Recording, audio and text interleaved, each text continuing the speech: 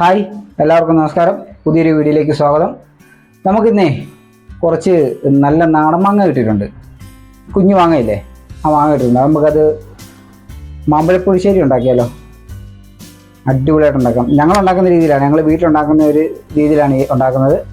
അപ്പോൾ എല്ലാവരും video skip ചെയ്യാതെ കാണണം. ലൈക്ക് ചെയ്യുന്ന ആൾക്കാർ കുറവാണ് കേട്ടോ. ഒന്ന് ലൈക്ക് ചെയ്യണേ, ഷെയറും ചെയ്യണം കേട്ടോ. ആദ്യമായിട്ട് കാണുന്നവരാണ് സബ്സ്ക്രൈബ് ചെയ്യാനും മറക്കരുതേ. അപ്പോൾ എന്നാൽ വീഡിയോയിലേക്ക് പോയാലോ? വാ.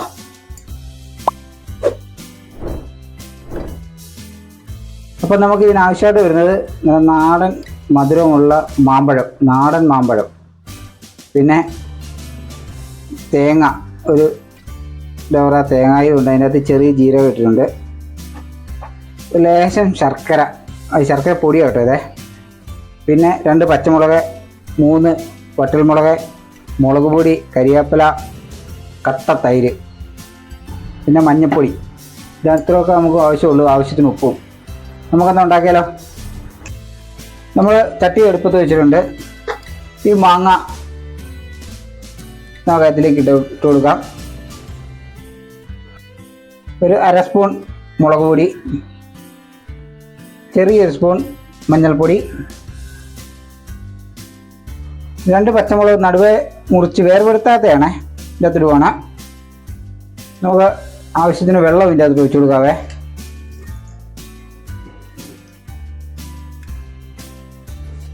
ചെറുതായിട്ടൊന്ന് ഇളക്കാം. ഫ്ലെയിം ഓൺ ചെയ്യാം. ഒന്ന് തിളക്കട്ടെ, തിളച്ചൊന്ന് റെഡിയാകട്ടെ. നമുക്കൊന്ന് അടച്ചു വെച്ച് ഉപയോഗിക്കാവേ. അപ്പോൾ നന്നായിട്ട് തിളച്ചിട്ടുണ്ടേ. നമുക്ക് തുറന്ന് നോക്കാം. തിളച്ചിട്ടുണ്ടേ. അപ്പോൾ നമുക്ക് അതിൻ്റെ അകത്തോട്ടേ ഒരു ലേശം പച്ചക്കറിവേപ്പില, ശർക്കരപ്പൊടി എടുത്ത് വെച്ചിരിക്കുന്നത് ഇട്ട് കൊടുക്കാം. പിന്നെ അല്പം നെയ്യ് ഒഴിച്ചു കൊടുക്കാം. നെയ്യ് വേണം ഒഴിച്ചു കൊടുക്കാം, എന്നാലും ടേസ്റ്റ് കിട്ടണം കേട്ടോ.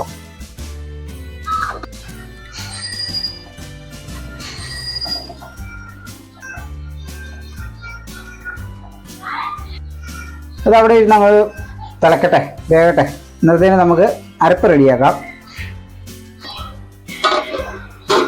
നമുക്ക് ഈ തേങ്ങാപ്പീരയും ചെറിയ ജീരകവും കൂടെ ഒന്ന് അരച്ചെടുക്കാം നന്നായിട്ടെ.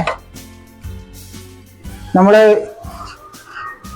തൈര്, കട്ട തൈര് നമ്മൾ ഇതിൻ്റെ അകത്തിട്ട് ഒന്നിച്ച് അരച്ചെടുക്കുവാണേ.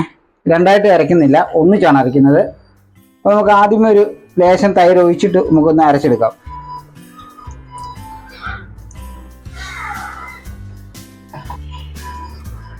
നന്നായിട്ട് അരച്ചിട്ട് വരാവേ.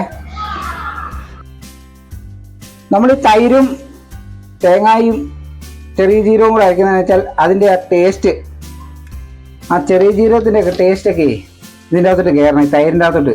അതിന് വേണ്ടിയാണ് നമ്മൾ ഒന്നിച്ചരയ്ക്കുന്നത്. അപ്പോൾ നല്ല ടേസ്റ്റ് ആയിരിക്കും. ഇതുണ്ടോ, ഒന്നിച്ചരച്ച് വെച്ച് നല്ല ഫൈനായിട്ട് അരച്ചിട്ടുണ്ട്. നമുക്ക് തുറന്ന് നോക്കാവേ. എന്നിട്ട്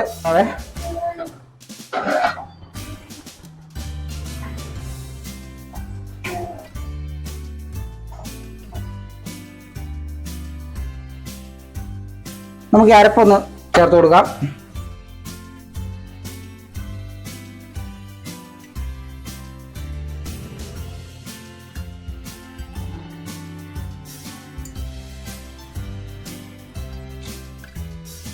നമ്മൾ ഇച്ചിരി ലൂസായിട്ടാണ് എടുക്കുന്നത്. എന്ന് വെച്ചാൽ ചോറിനൊക്കെ കൂട്ടണം, 2 ദിവസത്തേക്കുള്ള.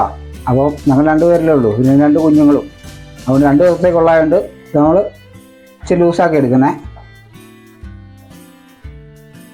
തിളയ്ക്കണ്ട, തിളയ്ക്കുന്നതിന് മുമ്പ് തന്നെ നമ്മൾ ഓഫ് ചെയ്യുവേ. അപ്പോൾ നമ്മുടെ കറി റെഡി ആയിട്ടുണ്ട്. നമ്മൾ തിളയ്ക്കുന്നതിന് മുമ്പ് തന്നെ ഓഫ് ചെയ്യുവാണേ. തിളച്ച് കഴിഞ്ഞാൽ പിന്നെ ഈ പിരിഞ്ഞു പോകും, അതായത് തൈര് പിരിഞ്ഞു പോകും. അപ്പോൾ അതുകൊണ്ട് തിളയ്ക്കുന്നതിന് മുമ്പ് തന്നെ ഓഫ് ചെയ്യുവാണ്. നമുക്ക് കടുക് തളിച്ചൊഴിക്കാവേ. നമുക്ക് കടുക് തളിച്ചൊഴിക്കാം. എല്ലാം റെഡിയാക്കിയിട്ടുണ്ട്. ഇത് നമ്മൾ നെയ്ക്കകത്താണ് റെഡിയാക്കിയേക്കുന്നത്.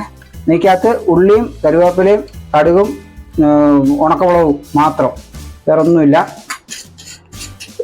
നെയ്ക്കകത്ത് വറുത്താലേ ഉള്ളൂ അതിൻ്റെ ടേസ്റ്റ് കിട്ടുള്ളൂ.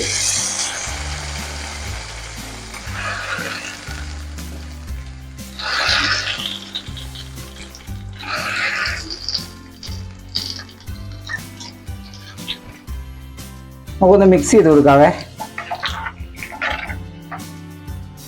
ടേസ്റ്റ് ഒന്ന് നോക്കാം. വാവ്, അടിപൊളി, സൂപ്പർ. നമുക്കിനി അടച്ചു വെക്കാം ഒരു 5 മിനിറ്റ്.